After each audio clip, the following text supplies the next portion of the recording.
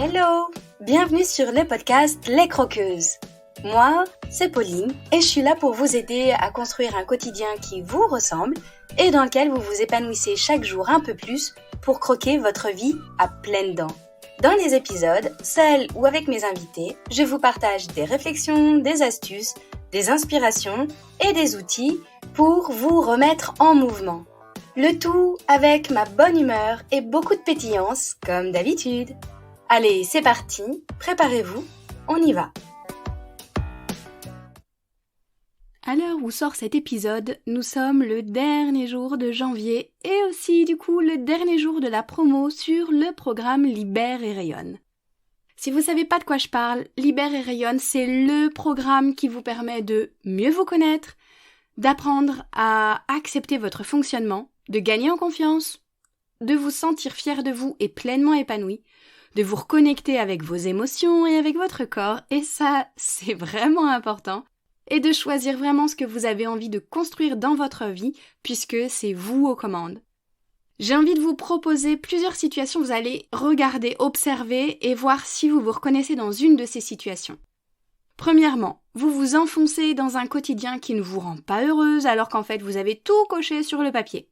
Sauf que, non, il n'y a rien à faire, c'est pas ce qui vous fait vibrer vous. Deuxièmement, vous avez réalisé qu'il y avait un décalage entre ce que vous vivez au quotidien et ce à quoi vous aspirez vraiment, en vous, dans votre cœur, secrètement. Alors du coup, forcément, vous êtes à la recherche d'outils, de boost, de motivation pour réajuster le tir. Troisièmement, vous êtes passé par une période de vie compliquée, challengeante, vous avez vécu des sacrées montagnes russes émotionnelles et là, ça y est, vous êtes prête à aller plus loin et à reconstruire autre chose.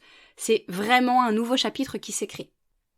Quatrièmement, vous êtes déterminé avec un objectif ou une vision de ce que vous voulez pour vous. Vous savez exactement ce que vous voulez. Être épanouie, être confiante, être sûre de vous et avoir une activité professionnelle et aussi peut-être une vie de famille qui vous correspond. Et dernière situation, vous avez essayé plein de trucs. Des thérapeutes, des lectures, des vidéos, des stages, tout ça. Et vous sentez qu'il est temps de passer à la vitesse supérieure parce que, en fait, finalement, vous vous épuisez à faire tout ça toute seule. Eh ben, les croqueuses, si vous vous reconnaissez dans une de ces situations et peut-être même dans plusieurs, c'est que le programme est justement fait pour vous. Et jusqu'à ce soir, minuit, il y a une promo avec le code 2024. Je vous mets toutes les infos dans la description, filez et ne laissez pas passer votre chance. Parce que l'objectif, c'est quand même de faire de 2024 votre année. Enfin, il est temps! Et maintenant, place à mon invité.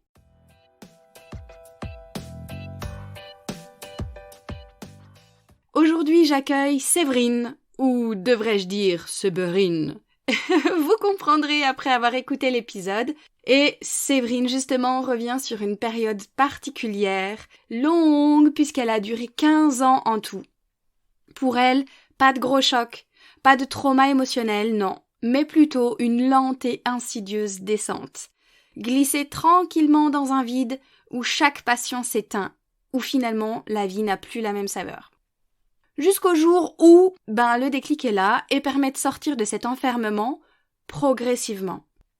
Séverine a aujourd'hui le recul pour observer ce qu'elle a traversé et elle a pu reconstruire un quotidien avec lequel elle est plus alignée entre ses envies et ses valeurs, où elle a compris que c'était elle l'actrice principale et justement elle n'attend plus que la baguette magique vienne la sauver. Restez bien à l'écoute pour découvrir son histoire et sa gourmandise typiquement croqueuse. Mais je vous en dis pas plus, je vous laisse découvrir tout de suite notre conversation.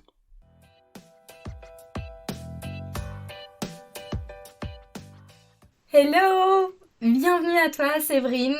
Ça y est, on est là toutes les deux aujourd'hui, chez moi, à enregistrer cet épisode où tu vas pouvoir nous parler un petit peu de toi, nous expliquer toute ton histoire ou en tout cas ce que tu avais envie d'évoquer aujourd'hui parce que évidemment ce n'est qu'un prisme de ton histoire personnelle.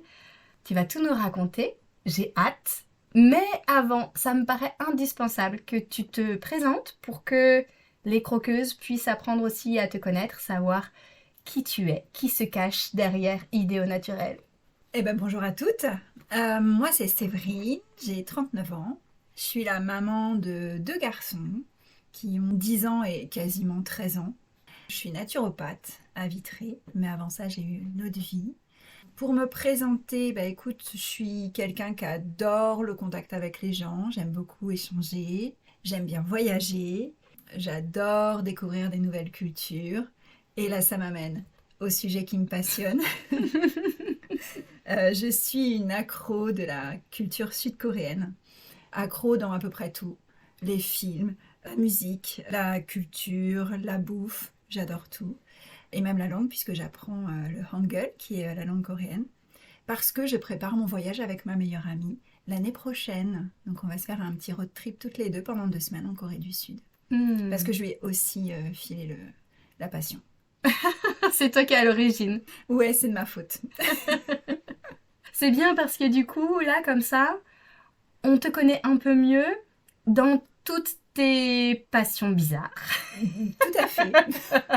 Et c'est ça qui est chouette aussi quand on accueille des invités, parce qu'on parle quand même de sujets qui sont pas très drôles à la base. Après, on met aussi en avant toute la reconstruction, tout ce qui s'est joué dans le cheminement personnel. Mais c'est avant tout des rencontres humaines, en fait, ce podcast. Et donc, merci de t'être présentée dans cette singularité coréenne. Et d'ailleurs, comment est-ce qu'on dit Séverine déjà en coréen ? Seberine. Seberine. Donc si à un moment donné je t'appelle Seberine, tu sauras. Alors évite de trop rouler le R, hein, parce que ça fait pas très coréen. C'est mon côté mexicaine qui ressort. Donc merci Séverine pour cette présentation particulière, coréenne. Et maintenant, en fait, on va pouvoir rentrer dans le vif du sujet, que tu nous racontes un peu ce qui s'est passé pour toi, cette période par laquelle tu es passée, et de laquelle tu as réussi à sortir aussi. Donc, je te laisse présenter un petit peu de la façon dont toi, tu as envie. En fait, dans ma présentation, justement, je vous ai parlé de passion, parce que je suis quelqu'un d'hyper passionné maintenant.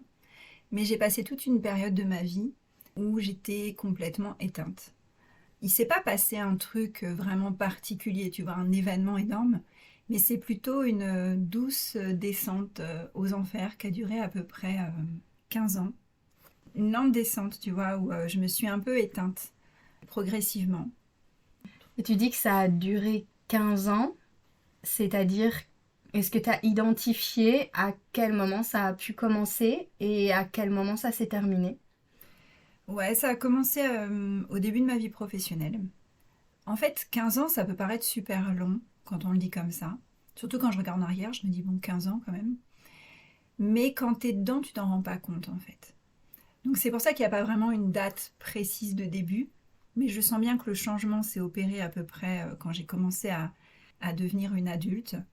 Parce que je voulais absolument être la personne qu'on voulait que je sois, si tu veux. Donc je suis rentrée dans plein de cases. Et en rentrant dans toutes ces cases, en fait, je me suis éteinte, tu vois, au fur et à mesure. C'est comme si à chaque fois que tu rentrais dans la case de ce que la société ou ton entourage attendait de toi, pour répondre à une norme ou en tout cas à des exigences ou des injonctions qui venaient de l'extérieur, à chaque fois que tu rentrais dans une nouvelle case, tu perdais un bout de toi. Ouais, complètement, ouais. C'était vraiment comme si, ouais, c'est un peu l'image, tu vois, de je rentre dans une case, je ferme une autre, quoi. Enfin, tu vois, concrètement, j'ai choisi un travail parce qu'il fallait que j'ai un CDI et un poste, tu vois, un poste bien payé dans une belle entreprise et tout ça. Et le travail ne m'a jamais... ouais, ça m'a jamais le travail, il m'a jamais passionné. Tu vois, j'allais vraiment au travail un peu en mode automatique. Même si tout ce que j'ai fait, en fait, enfin, tu vois, je le faisais bien et ça se passait bien. Hein. C'est pas, je dis pas que j'étais en dépression quand j'allais au travail, mais concrètement, il n'y avait rien qui me passionnait justement dans mon travail. Donc j'ai beaucoup changé. Je changeais à peu près tous les 2 ans de poste parce que je me lassais hyper vite d'un truc qui me passionnait pas, qui me donnait pas envie. Donc ça, c'est un exemple, tu vois, le travail. Mais en fait, je suis de ces personnes qui cochaient toutes les cases, tu vois. T'avais une belle maison, un bon travail, 2 magnifiques enfants, et pourtant, ça allait pas. Tu vois, sans qu'il y ait d'événements marquants. Donc du coup, tu continues en fait à t'engluer un petit peu dans ce truc-là. Et quand on te demande si ça va, Enfin, en tout cas, dans ma tête, moi, je me disais, je peux pas dire que ça va pas, en fait. Parce qu'a priori, tout va bien. J'ai pas de raison de ne pas aller. Et ça, ton entourage, tu vois, il s'en rend pas compte, quoi. Il dit, Séverine, super, ça va bien. Tu vois, je parlais avec une copine récemment, qui m'a connue pendant cette période-là. Et elle me disait, ah ouais, à l'époque, non mais t'allais bien, en fait. Je me rappelle de toi, t'étais souriante et tout. Et en fait, j'ai pu lui dire, mais tu sais, j'étais sous anxiolytique, en fait, à ce moment-là. J'étais pas bien du tout. Mais ça... C'est l'image extérieure, en tout cas, je voulais qu'elle soit celle que j'avais envie, que je voulais qu'on ait de moi.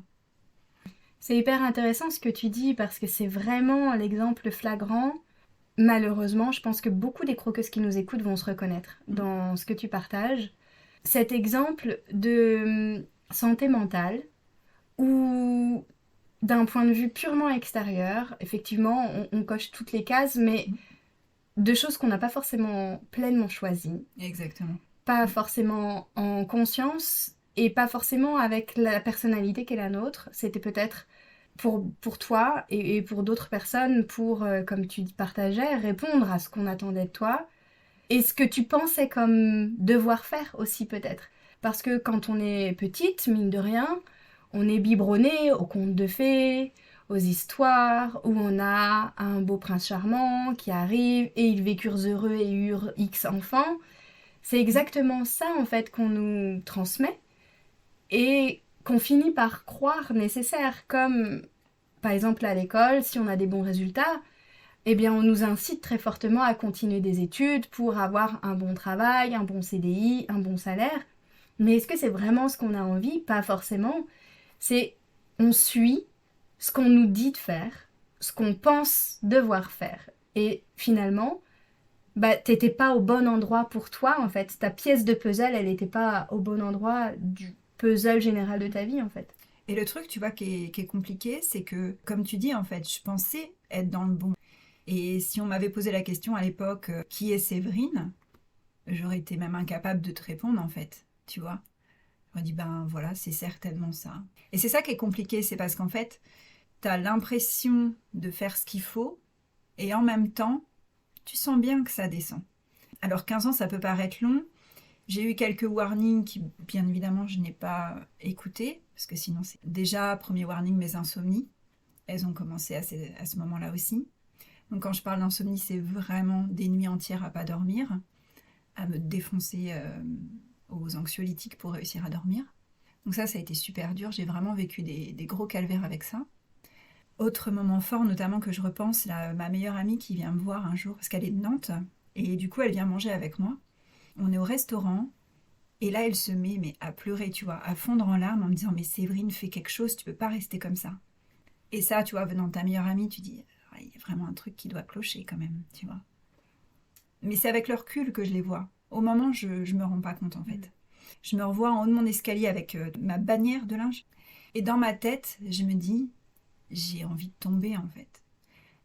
J'ai juste envie que ça s'arrête. » Alors, attention, je dis pas ça pour dire genre j'avais envie de me suicider, c'était pas ça, j'avais pas envie de mourir. J'avais juste envie en gros de tomber et que on me dise voilà, maintenant tu peux plus bouger, allonge-toi dans ton lit et tu fais plus rien, reste comme ça. Et ça c'est quand tu y penses, tu dis ouais quand même, j'allais pas très bien. Ça m'est pas arrivé qu'une fois, tu vois, de vouloir vraiment me dire ça s'arrête quoi. Si tu étais tombée de ton escalier, t'aurais été forcée de t'arrêter, t'aurais été immobilisée. Il y aurait forcément eu des douleurs qui fait qu'on t'aurait servi. C'était ça dont t'avais besoin. Ouais, c'était ça, ouais, complètement. Ce qui a été compliqué, c'est que justement, tu vois, j'ai pas eu de déclencheur, j'ai pas eu de truc qui me serait tombé dessus, tu vois, et qui m'aurait dit, mais vas-y, secoue-toi et reviens à la réalité, quoi. Donc, je continuais à descendre doucement. Il n'y a pas eu ce gros événement, soudain, brutal, qui fait que tu aurais pu te réveiller de cet état de somnolence, en fait. Non, j'ai pas eu ça, non. Non. C'est vraiment, il fallait que ça vienne de moi, quoi. Pendant longtemps, j'ai voulu que ça vienne de l'extérieur, en fait. Tu vois, justement, qu'il arrive un truc, je sais pas quoi. Je te dis qu'au pire moment de mes badges, je me disais, ouais, si tu sais, dans ma voiture, je me dis, tiens, il suffirait, tu vois, que je me prenne un petit accident, là, et c'est horrible à dire, hein. Mais parce que je pense que je conscientisais que ça n'allait pas, mais j'avais pas la force de me dire, secoue-toi et vas-y. Donc je continue à descendre. Et peut-être aussi que tu n'arrivais pas à identifier non seulement l'état vraiment dans lequel tu étais, à part que ça n'allait pas, Ouais. et que tu avais besoin qu'on vienne te sauver de là, un peu. Et puis, tu savais peut-être pas comment faire non plus. Ah, complètement, ouais. C'est-à-dire que je voyais que ça n'allait pas, mais je savais pas où ça n'allait pas, puisque sur le papier tout allait bien. Et je savais encore moins comment m'y prendre pour en sortir, ouais. Sauf qu'aujourd'hui, t'en es sorti.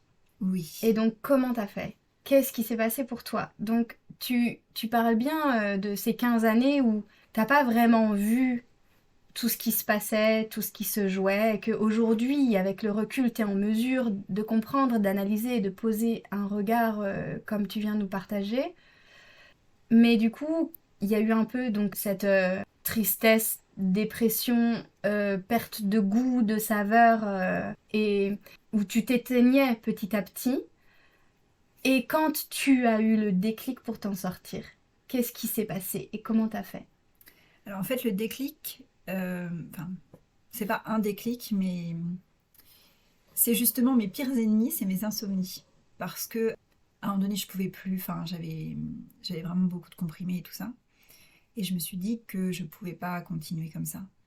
Donc j'ai essayé d'aller trouver des solutions dans à peu près tout. Alors je suis une exploratrice, hein, donc il faut savoir que j'ai à peu près testé tout ce qui est possible de tester pour le sommeil. J'ai bu à peu près toutes les tisanes au monde. Et en fait, à chaque fois que je rencontrais un... Donc je suis passée par le système médical très classique jusqu'à la psychiatrie, hein, qui m'a dit que c'était dans ma tête. Et quelque part, il avait raison aussi, mais ça ne veut pas dire grand-chose quand tu n'as pas les outils. Donc j'ai été voir franchement magnétiseur, hypnotiseur, kinésio, somato, toute cette quête avec les rencontres des différents thérapeutes où tu commences à ouvrir, tu sais, un petit peu une nouvelle porte. Ah ouais, tiens ça. Et c'est toutes ces petites portes, tu vois, ouvertes. Et bien évidemment la naturo. J'ai rencontré une naturo, je me suis dit tiens, c'est quoi ce métier? Donc elle a commencé un petit peu aussi à, voilà, à me donner un autre aperçu de comment je pouvais gérer mon sommeil. Et puis après, je suis rentrée en école de naturopathie.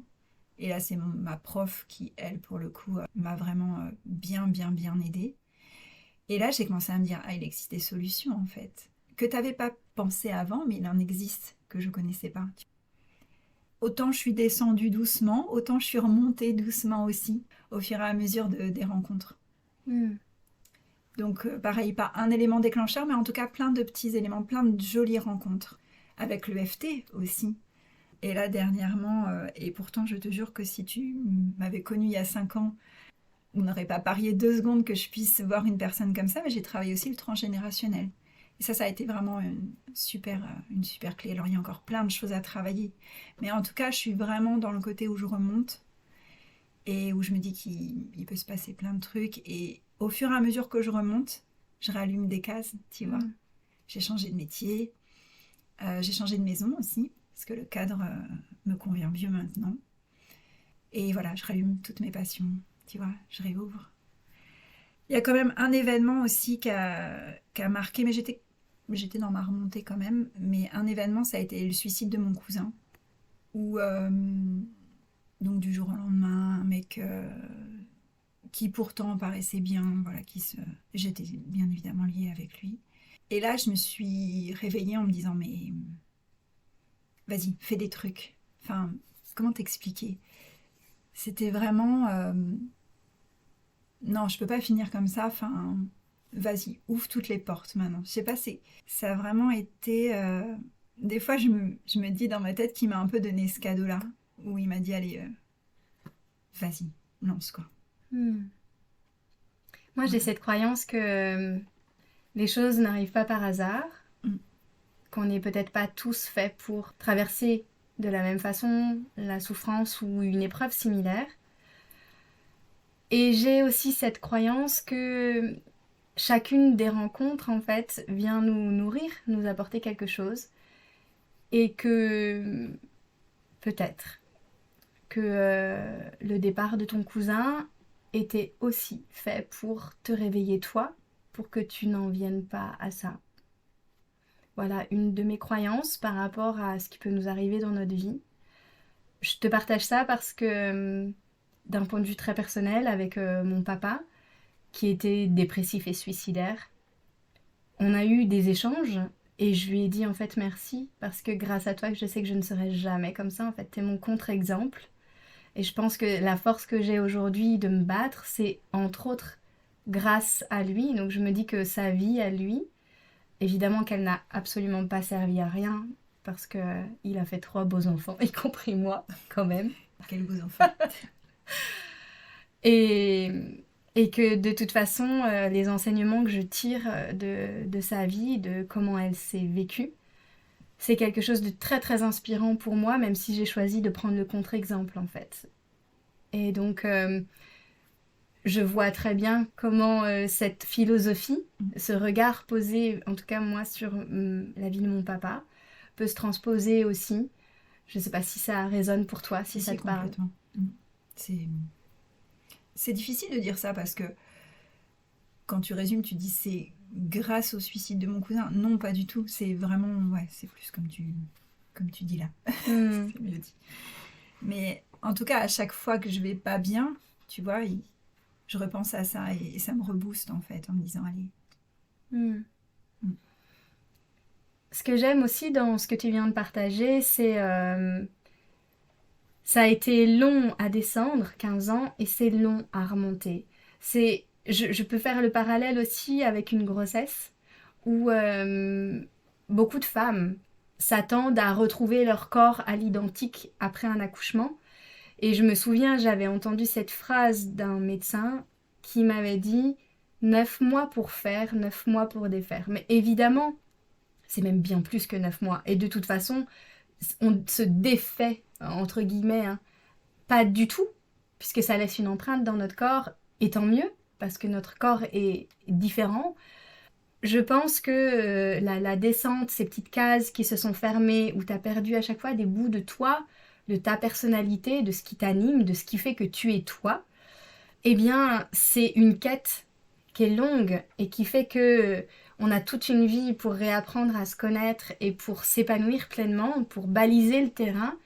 Et là, je trouve ça beau, tout ce cheminement long, progressif, fait de beaucoup de rencontres, qui fait que il n'y a pas une baguette magique qui d'un coup va te sortir de là, va te sauver. Et c'est, je crois, quelque chose qui nous relie aussi dans notre approche professionnelle, puisque moi je suis coach et praticienne EFT, et toi en tant que naturopathe, c'est la même chose aux personnes qui viennent te voir, où tu expliques, ben voilà, ça va prendre du temps, ça va demander des efforts, ça va demander de l'engagement, et bien je crois qu'on partage ça toutes les deux, et puisque tu l'as toi-même expérimenté, tu peux aujourd'hui l'expliquer. Ouais, c'est vraiment ce que j'explique à mes clientes tout le temps. Bah, le coup de la baguette magique, je leur fais à chaque fois. Mais c'est vraiment ça parce que pendant longtemps, moi, comme je te le disais au début, j'ai attendu cette baguette magique. J'ai attendu cette aide extérieure qui réglerait tous mes problèmes. Et en fait, elle n'est pas venue. Et normal, parce que c'est moi la baguette magique en fait. C'est moi et ça prend du temps. Donc tu vois, là, ça va mieux. Ça va vraiment, vraiment bien. C'est chouette, mais je sais que j'ai plein d'autres trucs à travailler. Mais maintenant, je le vois plus comme super. J'ai encore plein de trucs à aller travailler. Parce que je suis quand même sortie voilà, du fond du trou, tu vois. Ouais. Et ça, c'est chouette. T'as rallumé la lumière là où t'avais éteint petit à petit toutes tes passions, toutes tes flammes. Et là, de nouveau, tu t'embrases à la moindre étincelle. Complètement. Ok. Est-ce que tu as envie de nous partager peut-être là, maintenant que tu as du recul et que tu observes cette période-là, qu'est-ce qu'elle est venue t'apporter? Quels enseignements tu peux tirer de tout ça? Qu'est-ce que c'est venu nourrir dans la personne que tu es aujourd'hui? Que c'est... En fait, moi, aujourd'hui, je m'en sers beaucoup dans mon travail avec l'accompagnement des personnes. Parce que je vois justement quand une cliente, tu sais, elle est dans ce truc-là. Elle descend. J'ai une question que je pose à toutes mes clientes, c'est est-ce que vous avez des hobbies, est-ce que vous avez des passions, quelque chose qui vous anime? C'est pas pour rien que je pose cette question-là, parce que pendant des années, moi, j'ai absolument pas répondu à cette question-là. Je savais pas. Et aujourd'hui, quand j'ai des clientes, je vois que, tu vois, ça, les larmes montent quand je pose cette question ou qu'elles me disent, bah en fait, j'ai rien. Là, je me dis, ouais, faut aller bosser, quoi. Faut aller les aider. Mm. Donc l'enseignement que tu as aujourd'hui, toi, de ton côté, c'est d'abord cette nouvelle vie professionnelle que tu as actée, où tu es davantage en alignement avec ce qui te fait vibrer, avec le côté naturel et avec le côté prendre soin. Ouais, et l'enseignement, ça va être aussi de dire qu'en effet, il n'y a pas, tu vois, il n'y a pas qu'une solution et que ça prend du temps, mais qu'il faut y aller parce que c'est chouette.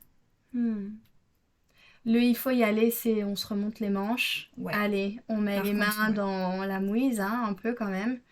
On soulève du cracra, c'est pas toujours confortable. Mais c'est peut-être un passage nécessaire pour finalement aller se rencontrer soi. Ouais, complètement. C'est vraiment prendre la décision à un moment donné de reprendre les rênes du truc. Je dis souvent à mes clientes, c'est vous les actrices, c'est vous qui faites le boulot en fait. Et ça, c'est l'un des enseignements que j'ai pu tirer. Parce que comme je te disais, comme j'attendais de l'aide extérieure de quelqu'un d'autre, j'attendais qu'on fasse pour moi. Et ça m'a vraiment appris à me dire, mais non, ça viendra de toi. Mais ça, faut l'accepter. Et c'est aussi d'accepter des fois qu'on n'ait pas envie de changer ça à ce moment-là, que ça peut prendre plus de temps que prévu. Des fois, je peux avoir du mal, tu sais, avec le développement personnel parce que justement, tu vois, faudrait être en mindset tout le temps. Bah non, des fois, c'est pas le bon timing et puis il faut se laisser le temps et ça va venir. Bah dans le respect de son propre rythme en fait. Et je te rejoins dans ce que tu dis par rapport à certaines dérives et certains excès du développement personnel. Et d'ailleurs, j'en ai fait un épisode, je mettrai le lien dans la description, c'est le mythe de la vie parfaite en fait. Ça n'existe pas. Et avec ces injonctions dans le développement personnel, parfois, à soit la meilleure version de toi-même et va bien tout le temps. Et je te rejoins, c'est un leurre. Ça n'est pas possible, ça n'existe pas. On est cyclique et c'est normal. Et comme tu dis, si ce truc-là ne se décoince pas à ce moment-là, c'est peut-être que c'est pas le bon moment ou que tu as peut-être d'autres choses à voir avant.